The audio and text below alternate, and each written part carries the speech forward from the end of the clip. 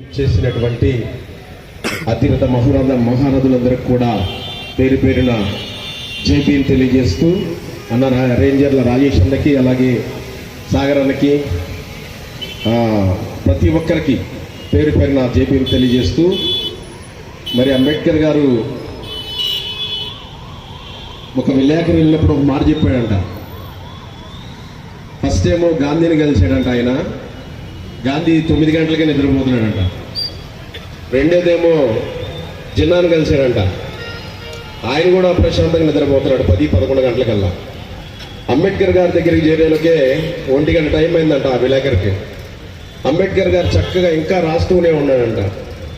అంబేద్కర్ గారు, నేను ఇప్పుడు ఈ నైట్ ముగ్గురిని కలిశాను.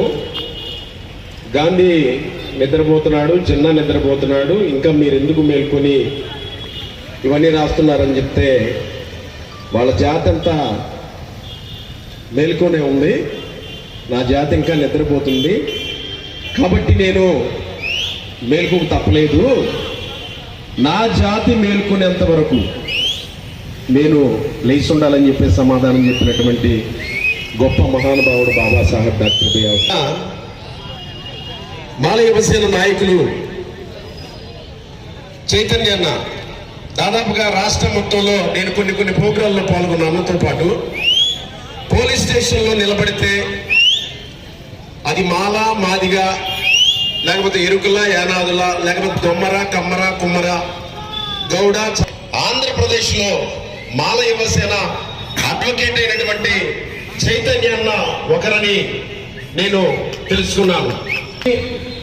ఆయన చెప్పే ప్రతి మాట విని మెలకువతో, అంటే మనకున్నా లేకపోయినా మనకున్న దాంట్లోనే ఉద్యమాలు మొదలుపెట్టినటువంటి వ్యక్తులం కాబట్టి ఈ సభలో వచ్చినటువంటి ప్రతి ఒక్కరు కూడా పెద్దలు, అతిరథ మహారథులు, అలాగే వారి వారి స్థాయిలో ఉద్యమాలు చేసేటువంటి నాయకులు ఉన్నారు. వారి చెప్పే ఈ యొక్క మంచి సందేశాన్ని విని ఒక మంచి స్ఫూర్తిగా మరి బోధించు, సమీకరించు, పోరాడు అనే అంబేద్కర్ నినాదాన్ని మనం అందరం కూడా ఆచరించాలని ఈ సభలో నాకు ఇచ్చినటువంటి గొప్ప అవకాశాన్ని నేను సద్వినియోగం చేసుకున్నానని ప్రతి ఒక్కరు కూడా పేరు పేరున జేపీని తెలియజేస్తున్నాను. అభినందనలు యలమందరావు గారికి.